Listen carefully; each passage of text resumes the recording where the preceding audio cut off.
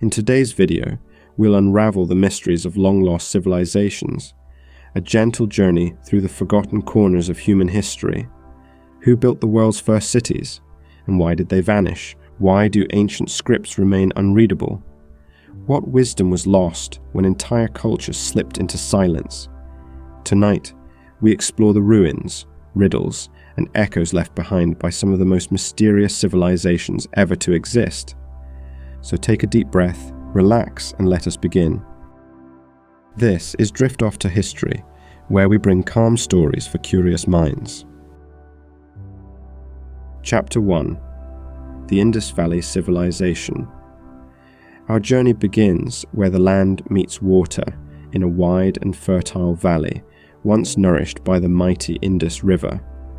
More than 4,000 years ago, long before the rise of Rome, and even before the stones of the Great Pyramid were laid, a quiet and orderly civilization was thriving here, vast, advanced, and mysteriously sophisticated. The Indus Valley Civilization, also known as the Harappan Civilization, stretched across what is now Pakistan and northwest India. At its height, it covered more territory than either ancient Egypt or Mesopotamia. And yet, despite its grandeur, the Indus people left behind no kings, no monuments, and no grand temples carved in their image. Just calm, measured cities made of baked brick, astonishingly modern in their design. Close your eyes and picture it. A city like Mohenjo-daro, carefully laid out on a grid pattern, with broad streets, public wells, and multi-story homes. The houses had private bathrooms, connected to one of the world's first known systems of underground drainage. Clay pipes, hidden beneath the streets, carried wastewater away. It was clean, organized, intentional. This was a civilization that valued order, hygiene, and harmony, and yet, we know so little about them. Their script, etched into seals and pottery, remains undeciphered to this day. The symbols are elegant, deliberate, and brief, but without a Rosetta Stone or a bilingual inscription to guide us, they continue to resist translation.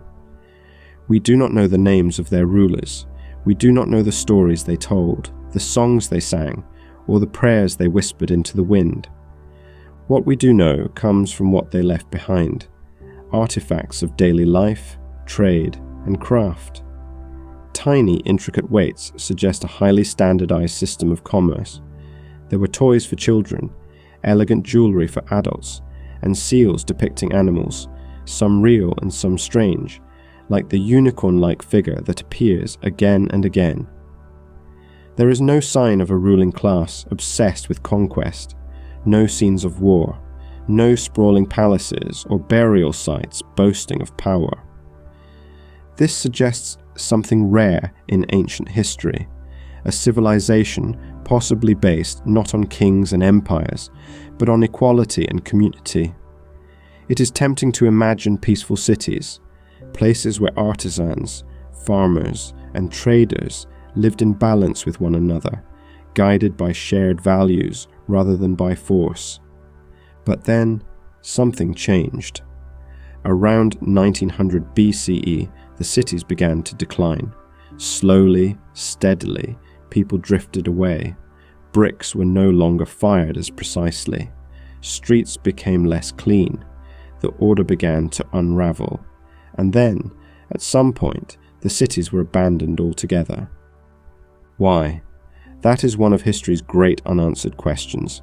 Some believe climate change may have played a part. The rivers may have shifted course, making farming difficult and driving communities apart.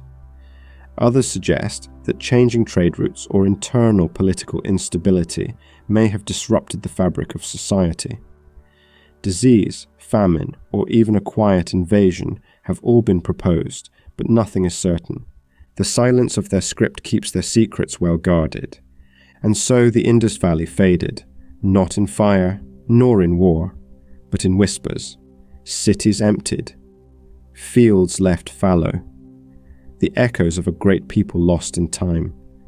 Today, we can walk through the remains of Mohenjo-daro and Harappa, We can touch the bricks they laid by hand. We can admire the craftsmanship of their seals and wonder at the quiet intelligence of their cities. But the story, the soul of the Indus Valley, remains just out of reach. It is this silence that makes them one of the most intriguing lost civilizations of all. A people who rose early, built wisely, and then vanished into the dust, leaving behind only the mystery of what once was. Now, let us drift even further back in time, before cities, before agriculture as we know it, to a place that shouldn't exist, yet does. A place older than the pyramids by thousands of years. A site carved into stone long before writing, nestled atop a quiet hill in modern-day Turkey. This is the enigma of Göbekli Tepe. Chapter 2. Göbekli Tepe. Before the first wheels turned or the first cities rose, before writing, before metal, before even pottery, there stood a circle of stones, tall, weathered, and carved with the marks of an unknown hand. This place, buried for thousands of years beneath a gentle hill in southeastern Turkey, would come to be known as Göbekli Tepe, and it may be the oldest temple complex in the world. Let us drift backward, farther than ancient Egypt, farther even than the Indus Valley. The year is somewhere around 9600 BCE. Human beings, for the most part, still live in small bands, moving with the seasons, hunting, gathering, living lightly on the land. There are no great monuments, no palaces, no written language, just people, the land, and the stars. And yet, here, at Göbekli Tepe, someone was building. Towering T-shaped pillars of limestone, some weighing more than 20 tons, were arranged in great circles. Carvings of animals, foxes, snakes, birds, and insects emerge from the rock with a strange elegance, as if caught mid-motion. The stones are smooth, symmetrical, shaped with care and knowledge. They were quarried nearby, dragged uphill, and fitted into place by hands that understood geometry, balance, and art. But who were these people? And why did they build this? We still don't know. No homes have been found nearby, no signs of permanent settlement. This was not a city, it was something else. Perhaps a sacred place, a meeting ground, a sanctuary. Perhaps it was where stories were shared by firelight, or where the stars were observed in wonder, or where rites were carried out for reasons long since forgotten. What's most astonishing is this: Göbekli Tepe predates agriculture.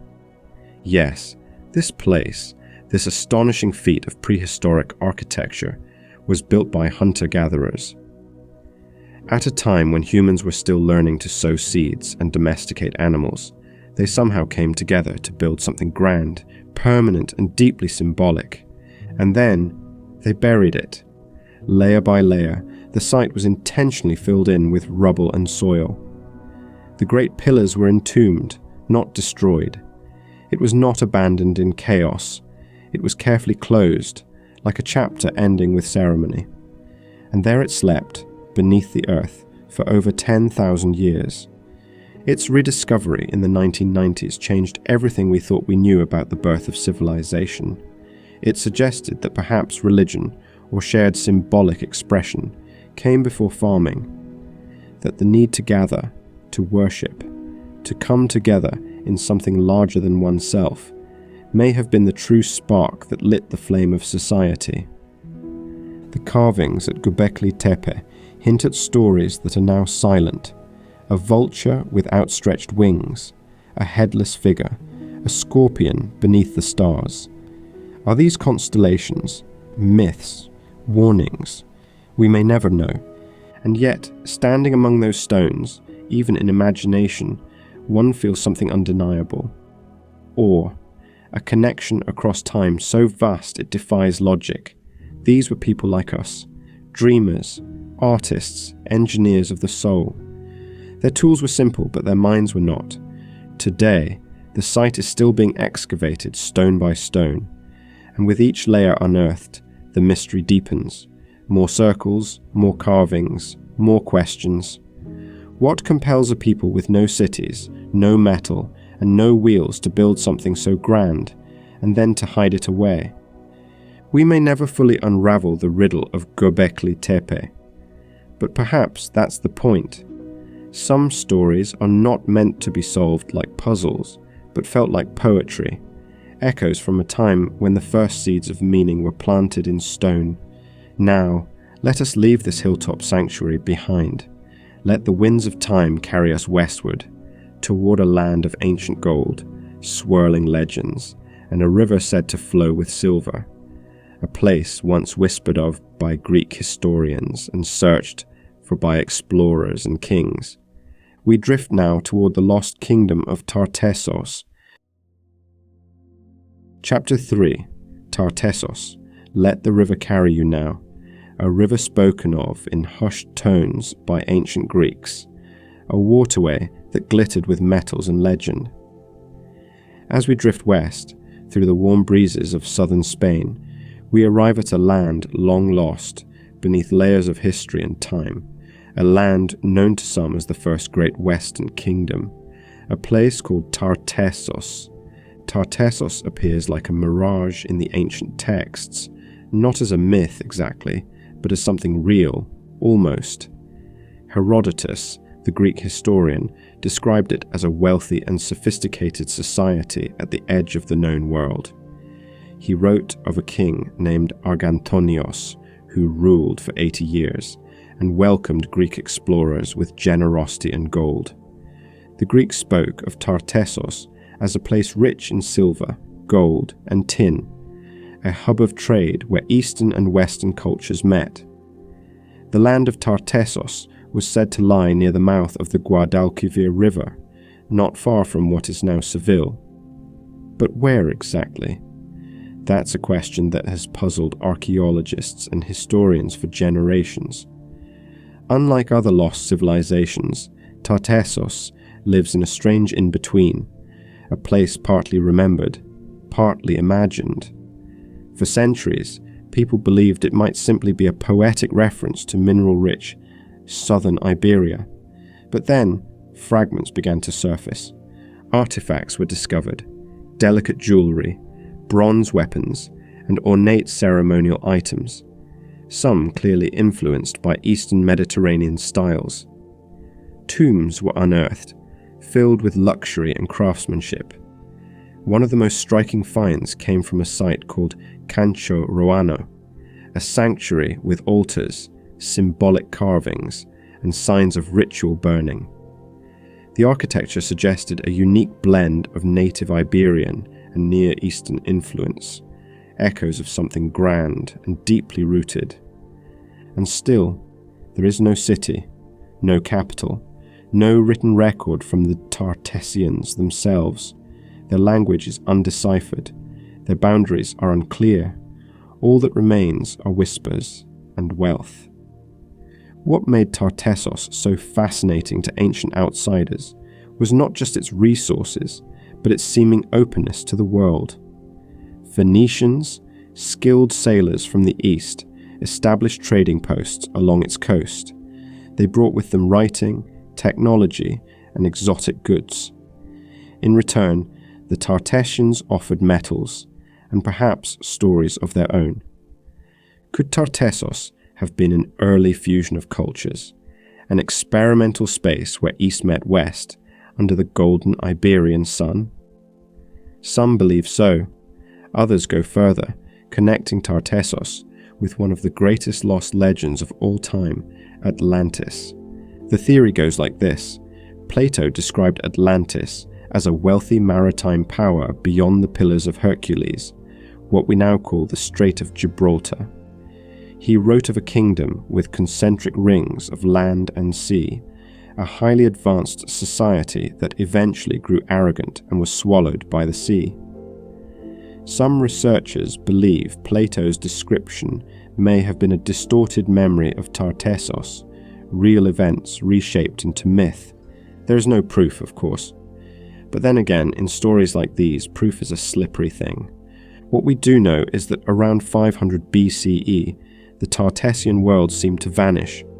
Trade collapsed, cultural markers faded, sites were abandoned or destroyed. Did the rising power of Carthage disrupt their alliances? Was there conflict, or was it something more gradual, a fading rather than a fall? As with so many lost civilizations, there is no clear ending, just a soft closing of the curtain. Today, Tartessos remains a mystery resting beneath the sunlit soil of southern Spain. From time to time, new clues emerge: ancient gold discs, stone altars, bits of script, but the full picture remains elusive, and perhaps that is fitting. Tartessos is a reminder that some parts of the past live only in fragments, that memory, like rivers, can shift and change course, that sometimes the edges of myth and history blur, and what is left is a feeling of something great, once real, now sleeping. Now, let the tide take us far across the Atlantic, to another place where giant heads gaze out in silence, where stone and spirit meet under the open sky. We travel next to the rain-soaked lands of ancient Mesoamerica and to the mysterious legacy of the Olmecs. Chapter 4: The Olmecs. Our journey continues now across vast ocean waters and thick emerald canopies into the fertile lowlands of what is now southern Mexico. Here, where the rivers coil like serpents through the jungle and the air hums with unseen life, we find the cradle of Mesoamerican civilization, the home of the Olmecs. The name Olmec means rubber people in the language of the Aztecs, who lived centuries later. But the people themselves, we do not know what they called themselves. They left no deciphered writing, no chronicles of kings or empires, and yet their legacy endures, not through words, but through stone. Most famously, they left behind colossal heads, massive sculptures carved from basalt, each weighing several tons. Some stand nearly 10 feet tall. Their faces are broad and solemn, with full lips, strong noses, and helmet-like headgear. Each one is unique. Each one stares out with a silent presence that demands reverence. What were these heads for? Were they portraits of rulers, warriors, deities? We cannot say for certain, but their size, their craftsmanship, and the effort required to create and transport them suggest that they were deeply important, monuments of identity, of memory, of power. The Olmecs emerged around 1500 BCE, long before the rise of the Maya or the Aztecs. Their major centers, San Lorenzo, La Venta, and Tres Zapotes, were not merely villages. They were ceremonial hubs, with pyramids, plazas, and sacred spaces. These were not primitive settlements lost in the jungle. They were organized, intentional, and deeply spiritual. At La Venta, a massive earthen pyramid rises above the land, surrounded by carefully arranged altars and tombs. Underground, archaeologists have discovered strange offerings, jade masks, serpentine figurines, and intricately carved axes buried in symbolic patterns. The people of La Venta seem to understand something profound about ritual, about design, about aligning the earthly with the divine. The Olmecs were artists and craftsmen of remarkable skill. They carved tiny, delicate figures from jade, green as the jungle canopy, each one glowing softly with a sense of care and purpose. Their motifs included jaguars, serpents, and human-animal hybrids. These were not random decorations. They were symbols, expressions of a worldview steeped in mystery. The jaguar, especially, appears again and again, powerful, elusive, sacred. Some scholars believe the Olmecs may have worshipped a rain jaguar deity, a figure combining the wild power of the beast with the life-giving essence of water. Others see in their art the early stirrings of the shamanic traditions that would echo through later Mesoamerican cultures. And then there is the question of their writing. Some carved glyphs have been found, symbols etched into stone and clay, perhaps the beginnings of a true script. But like so many pieces of the Olmec puzzle, they remain undeciphered.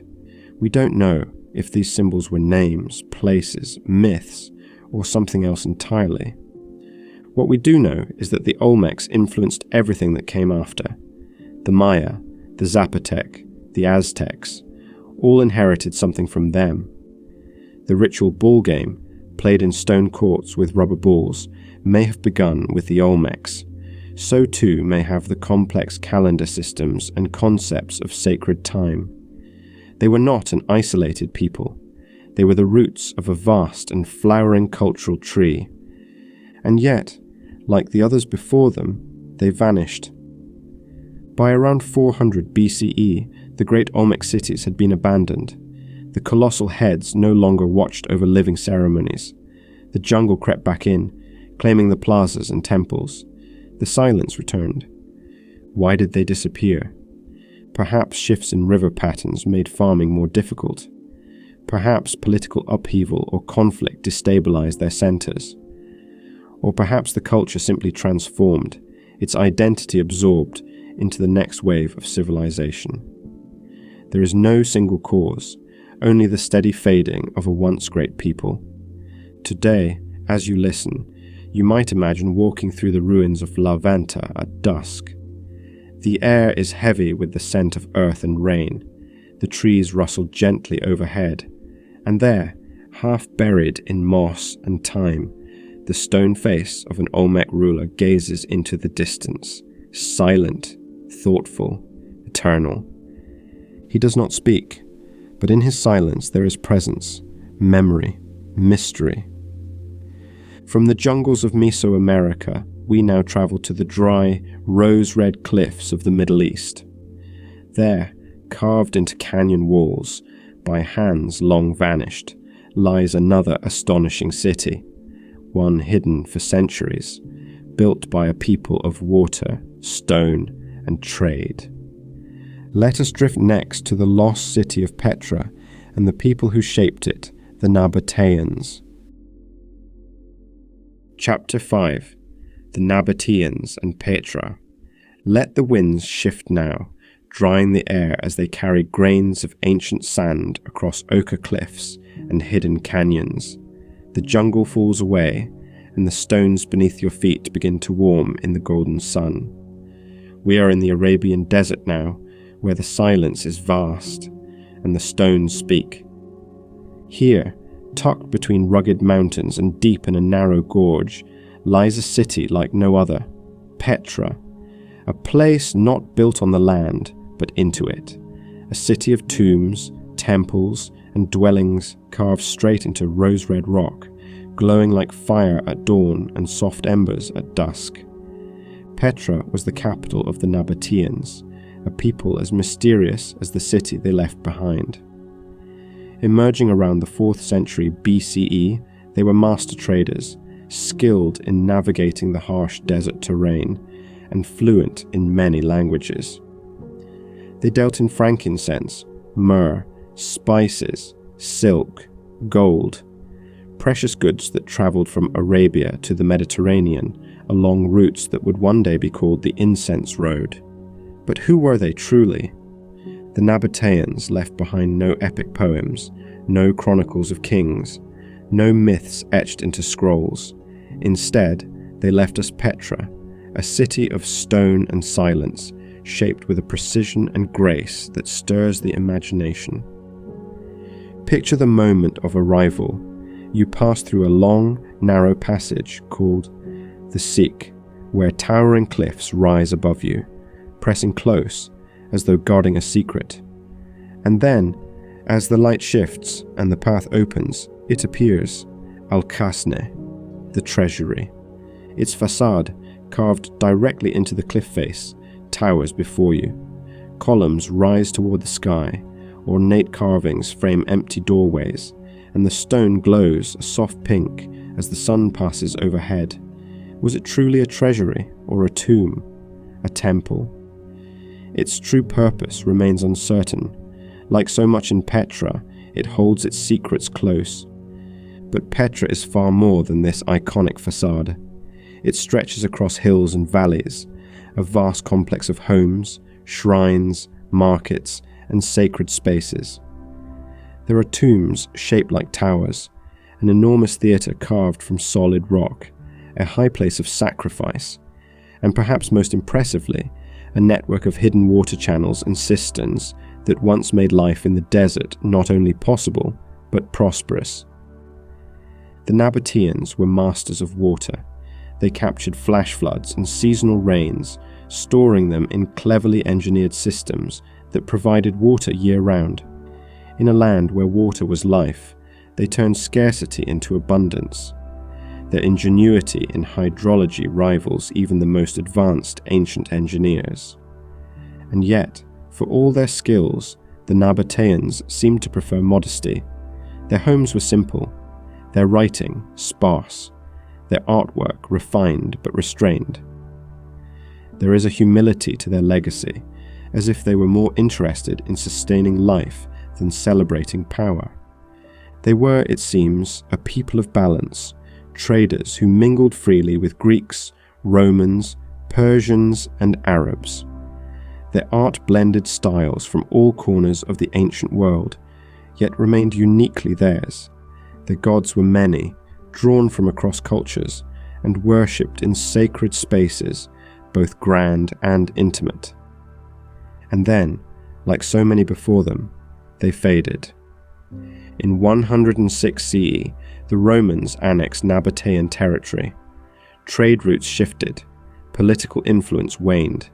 Petra, once bustling, grew quiet. Earthquakes struck, markets emptied, and eventually the city was abandoned. Swallowed by time and sand, it disappeared from memory.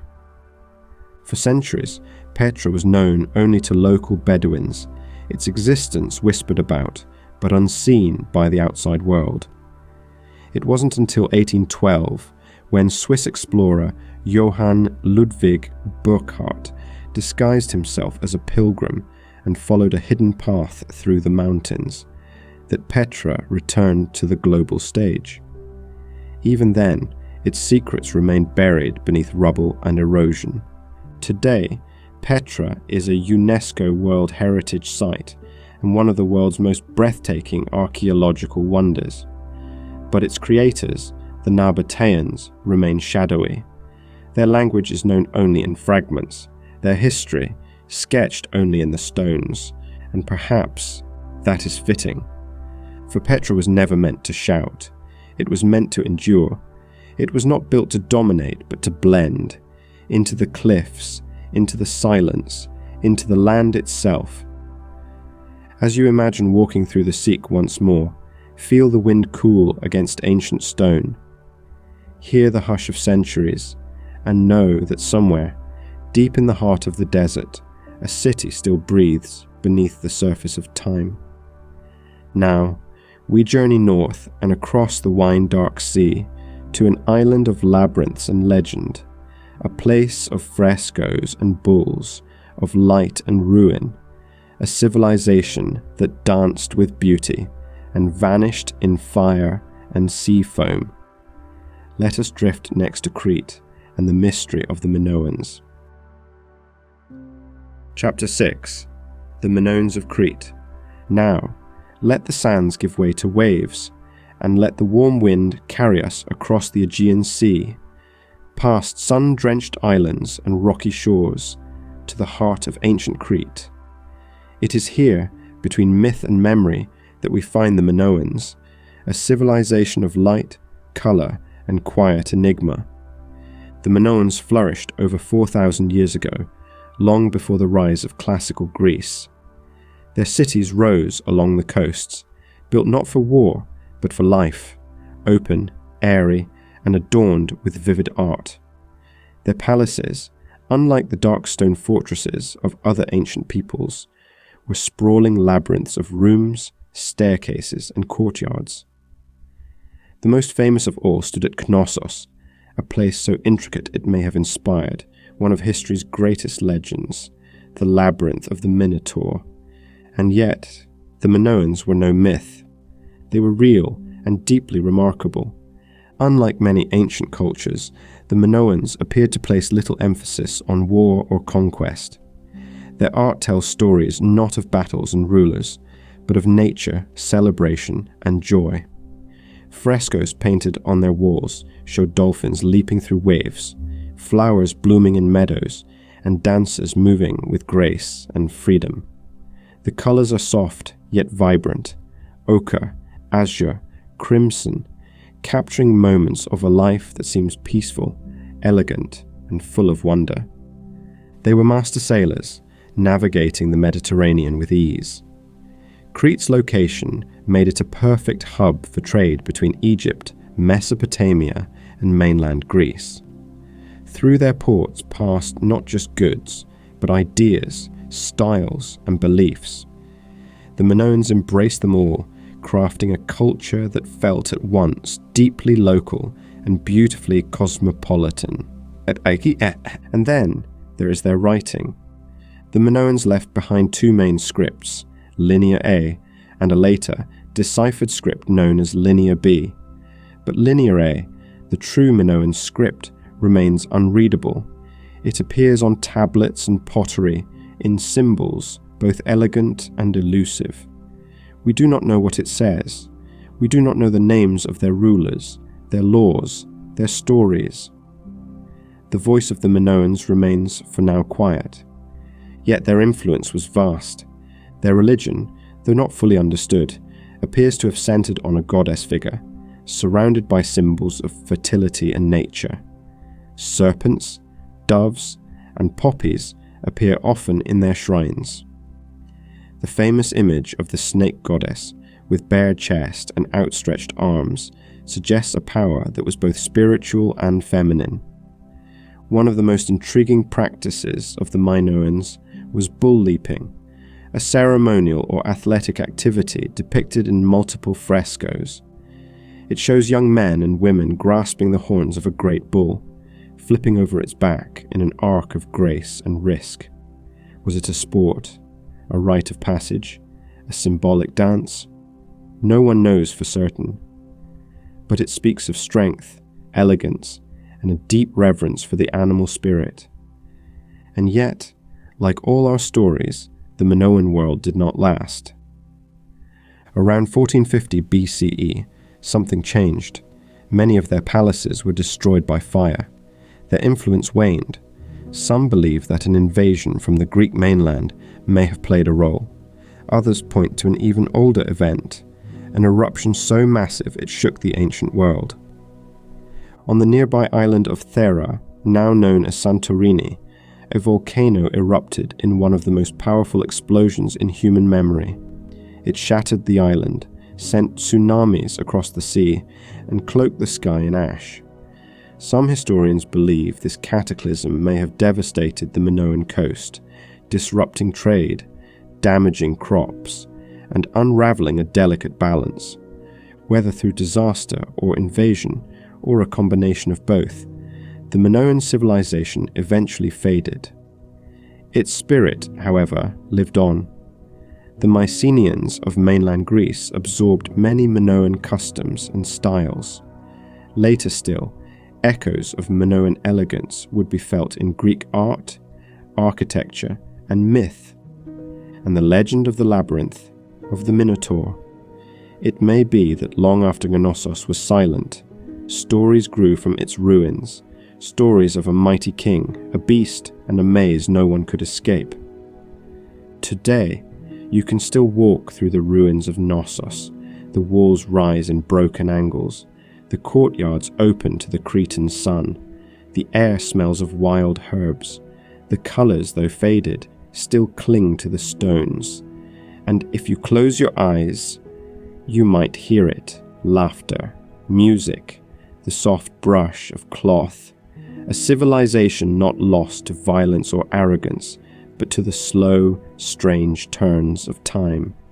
Now, from the Aegean, we travel across the vast Pacific to one of the world's most isolated and mysterious islands. A place where silent giants stand watch over a windswept shore, and the riddle is not just how a civilization thrived, but how it nearly vanished. Let us drift now to Easter Island and the story of the Rapa Nui. Chapter 7. Easter Island and the Rapa Nui. Let us drift now to the edge of the world, far across the Pacific Ocean, where waves roll unbroken for thousands of miles. Here, on a speck of land barely visible from the sky, stands one of the greatest enigmas of human history, a place known as Rapa Nui, or as many still call it, Easter Island. The island is small, only about 60 square miles, and lies over 2,000 kilometers from its nearest inhabited neighbor. And yet, across this isolated land, nearly 900 colossal statues, called moai, rise from the earth like ancient sentinels, their long faces turned inward, their backs to the sea. They are carved from volcanic stone. Some stand as tall as a house. Others remain unfinished, half buried in the quarry where they were born. Their features are solemn, elongated, enduring, and the question they pose is simple yet profound. Why? The people who created these statues, the Rapa Nui, settled the island around 1200 years ago. How they found it remains a marvel of ancient navigation. Using only stars, ocean swells, and instinct, they crossed vast distances in canoes and found this lonely place, where they planted roots and made it their home. At first, life on Rapa Nui was rich and fertile. The island was covered in palm forests, birds nested in the cliffs, and the sea teemed with fish. The Rapa Nui farmed, fished, and thrived. They built stone platforms, called ahu, on which the moai were raised. Each statue likely represented a revered ancestor, watching over their descendants, forming a connection between the living and the dead. The creation and movement of these statues remains one of the island's greatest mysteries. Some weigh over 80 tons, and yet they were somehow transported miles across the island without wheels, without beasts of burden, using only ropes, logs, and ingenuity. Some theories suggest the statues were walked, upright, using a coordinated rocking motion. Others imagine elaborate sled systems, or teams of workers pulling in synchrony. But then, like a fading echo, the civilization began to collapse. The island, once green and abundant, became barren. The palm forests vanished. Erosion stripped the soil. Birds and other species disappeared. The society fractured. Warfare erupted. Some moai were toppled, deliberately brought down, perhaps as rival clans clashed. What happened? One theory holds that the Rapa Nui overexploited their resources, that in the race to build bigger and more moai, they cut down trees faster than they could grow. Without trees, they could no longer build canoes, limiting their ability to fish. Without canoes or forest cover, hunger grew. Conflict followed. Collapse came. Others offer a different view. Some scholars suggest that European contact, beginning in the 18th century, brought disease, slave raids, and foreign animals that disrupted the ecosystem. That the Rapa Nui were in fact adapting to environmental changes, not simply falling into ruin of their own making. In either case, by the time outsiders arrived, the civilization had already changed.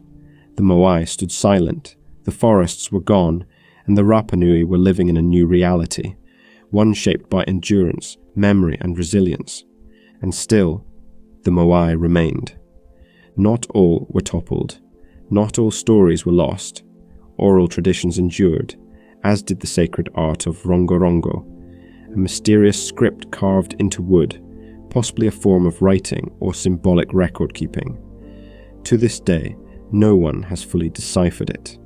The story of Easter Island has often been told as a warning, a parable of what happens when humans push beyond the limits of nature. But there is also something else here, something deeper, a reminder that even in the most remote and fragile places, people dream, they carve, they build, they honor their ancestors with stones that stand for centuries, they persevere. Today, Rapa Nui remains inhabited, its people proud descendants of those early voyagers. Efforts are ongoing to restore and protect the Moai, to preserve the language and stories, and to honor a legacy that still watches over the land. If you were to visit the island at sunset, you might find yourself standing beside a line of Moai, their faces lit by fading gold, their silence rich with meaning. The ocean murmurs, the breeze brushes your cheek, and for a moment, time fades. We have now journeyed across rivers, jungles, deserts, islands, and oceans, following the trail of civilizations lost, but never forgotten. And yet, there are still more mysteries to uncover. Let us now cross the continent once more, to a land where recent discoveries have unearthed a stunning legacy. Strange masks, towering bronze figures, and a forgotten people whose culture was unlike anything else in ancient China. We drift next to the realm of Sanxingdui. Chapter 8. Sanxingdui Civilization. Let the winds shift once more across the steppes and rivers of Asia, over misted mountains and through bamboo groves, until we reach the heart of ancient China. But this is not the China of dynasties and dragons, not the familiar stories of emperors and warriors. This is something older, stranger, and until recently, almost entirely unknown. Welcome to the world of Sanxingdui. For centuries, this mysterious civilization lay hidden beneath the soil of Sichuan province. No records, no legends, no trace in China's long and richly documented history. But in 1986, near the village of Sanxingdui, a discovery would change everything. Farmers and workers stumbled upon two sacrificial pits, deep chambers filled with shattered artifacts unlike anything seen before. Bronze masks with bulging eyes, strange, almost alien faces, trees cast in bronze, ivory tusks, gold foil, jade tools, burnt offerings. The sheer scale and artistry stunned archaeologists. These were not trinkets. They were masterpieces, bold, intricate, and utterly distinct. They belonged to a civilization advanced, wealthy, and completely separate from the known dynasties of the Yellow River Valley. Who were these people?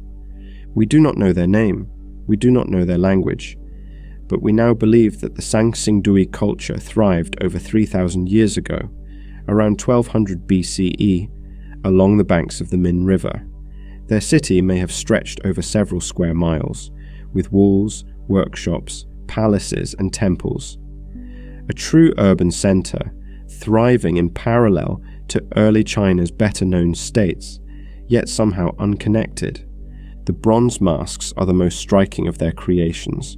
Some are enormous, larger than a person's head, cast with high cheekbones, curved ears, and wide, piercing eyes that protrude as if meant to see beyond the veil of time. One of the most iconic statues stands over 8 feet tall, a robed figure with long arms and open hands, as though once holding something sacred, something now lost. Unlike the smooth and solemn faces of Mesopotamia or Egypt, the Sanxingdui masks seem to come from a dream or a vision. Some scholars suggest they may have represented gods or spirits. Others believe they were stylized ancestors, perhaps used in rituals designed to connect the living with the divine. The craftsmanship is extraordinary. Bronze casting on this scale required technical expertise, far beyond what was expected for the time. The Sanxingdui artisans used complex clay molds and alloyed copper with tin and lead to create shining works of art that still gleam thousands of years later. And then, as quickly as it emerged, the Sanxingdui culture disappeared. Around 1000 BCE, their city was abandoned. The people vanished from the archaeological record. The pits were filled, the artifacts broken and burned, perhaps intentionally, as part of a closing ritual, or an emergency, or a farewell we cannot comprehend. What happened? Some theories suggest a massive earthquake altered the course of the nearby river, cutting off the water supply and forcing a migration. Others believe the society may have merged with neighboring cultures, their identity absorbed into the larger Shu kingdom that later arose in the region. But there is no definitive answer. The Sanxingdui left no written language, no tombs filled with named rulers, no carvings of battles or epic deeds. Just fragments, brilliant, unsettling, beautiful. In 2021, new pits were discovered near the original site, revealing even more astonishing artifacts. Ceremonial boxes, silk remnants, dragon motifs, and fragments of ancient texts yet to be deciphered. Each find deepens the mystery. Each object offers a glimpse into a world of complex beliefs, advanced technology, and a culture that defies expectations. And perhaps that's what makes Sanxingdui so special. It reminds us that human creativity is not linear, that great civilizations can rise in unexpected places, that the world was once filled with many centers of light, some of which we are only now rediscovering. Close your eyes for a moment and imagine the city at its height, the clang of metalwork, the scent of burning incense, the rhythm of ritual drums, tall masks glinting in the firelight, and people, unknown to us now, living, creating, worshipping, and leaving behind only echoes. From the mountains of Sichuan, we now drift back toward the Mediterranean.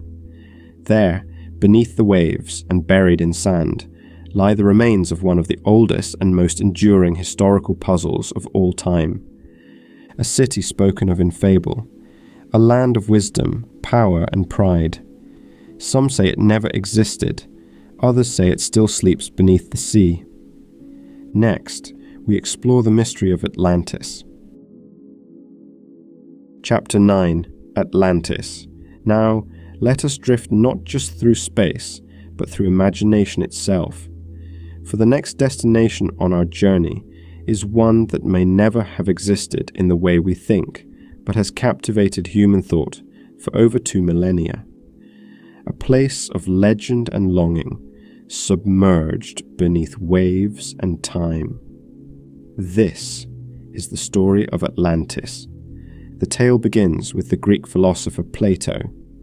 Writing in the 4th century BCE, he described a powerful island civilization that once lay beyond the Pillars of Hercules, what we now call the Strait of Gibraltar. Atlantis, he said, was a land of immense wealth and beauty, ruled by kings descended from gods and adorned with palaces, temples, and great harbours.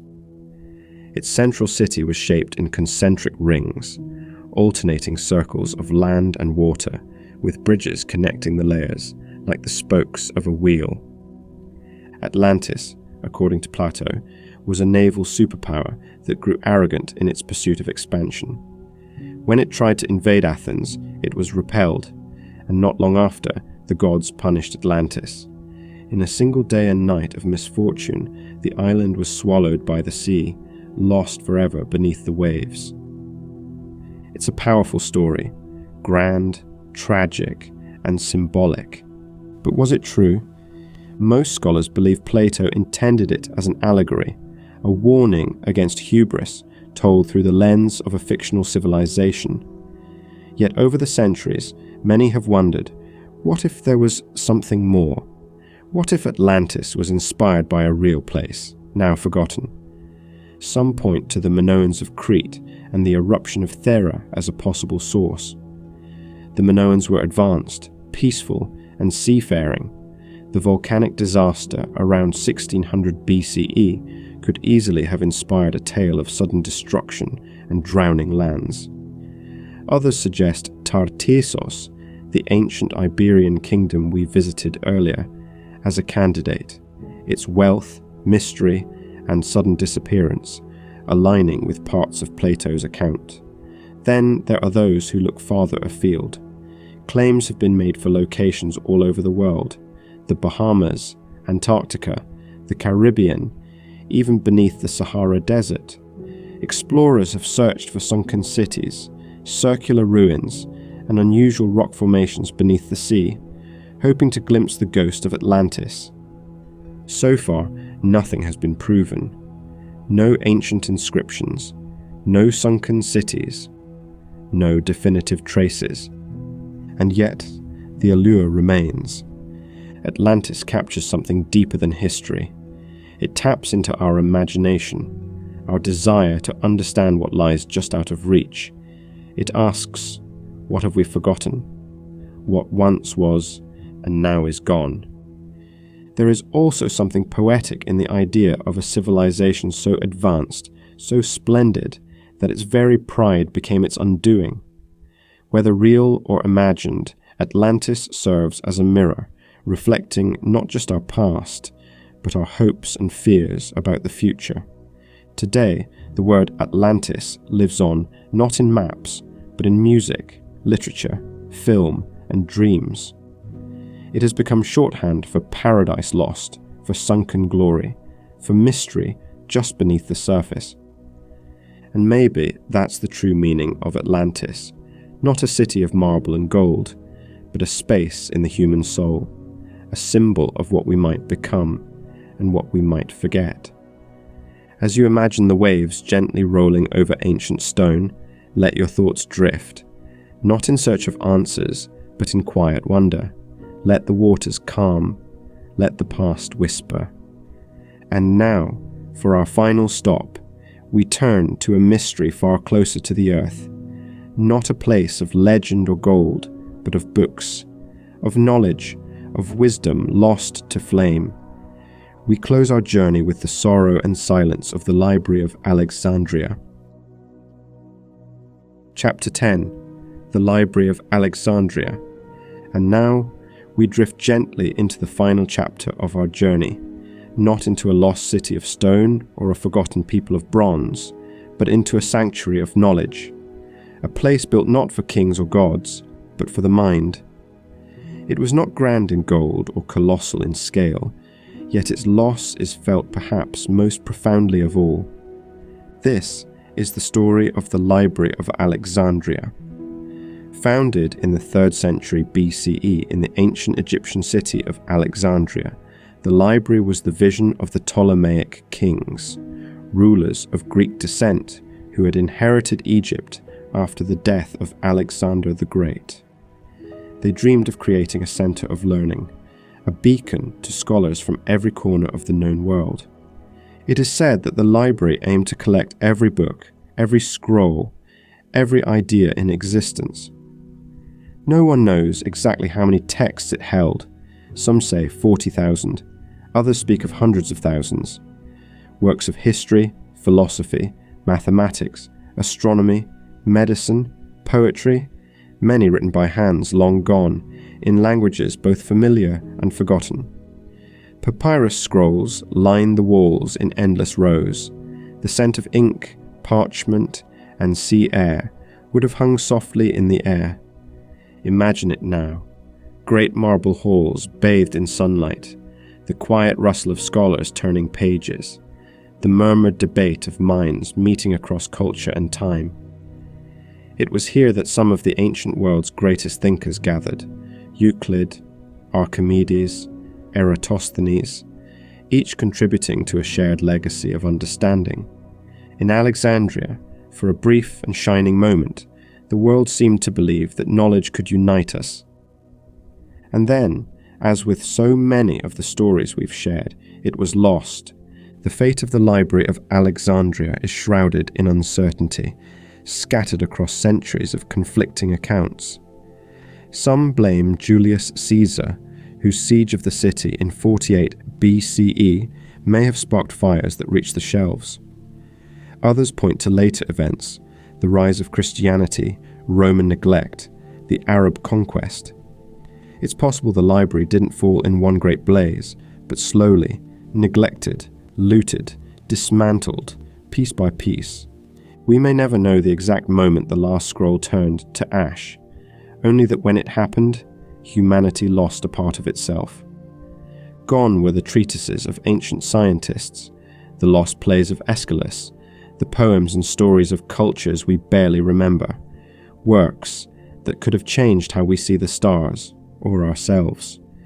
But perhaps what we mourn is not just the books, it is the idea that knowledge matters, that it should be protected, shared, preserved not for the powerful, but for all who seek to learn. And yet, not all is lost. Fragments of Alexandria's spirit live on in every library, every archive, every quiet corner where books wait patiently to be opened. The dream did not die, it changed form. Passed from hand to hand, from parchment to paper, from ink to pixel. It lives in curiosity, in questions, in the enduring human desire to understand. As we end our journey, let us pause and reflect. We have wandered through silent cities and sunken islands, through rainforests, deserts and dust. We have met people whose names are unknown, whose voices have faded, and yet whose stories still stir us. The lost civilizations we explored tonight were not just builders and traders. They were dreamers, observers of the stars, keepers of sacred rivers, makers of art, of symbols, of meaning.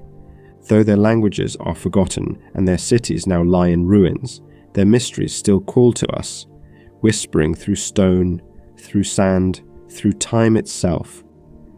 So tonight, as you lie in stillness and your thoughts begin to drift, remember this: the past is never truly gone. It waits quietly, patiently, in the soil beneath our feet, in the stories we tell, in the questions we dare to ask. The mysteries remain. If you enjoyed this journey through long-lost civilizations, feel free to subscribe so you don't miss out on more calming explorations through time. We release new stories regularly, each one designed to relax your mind and gently guide you through the wonders of history. Thank you for drifting off with us.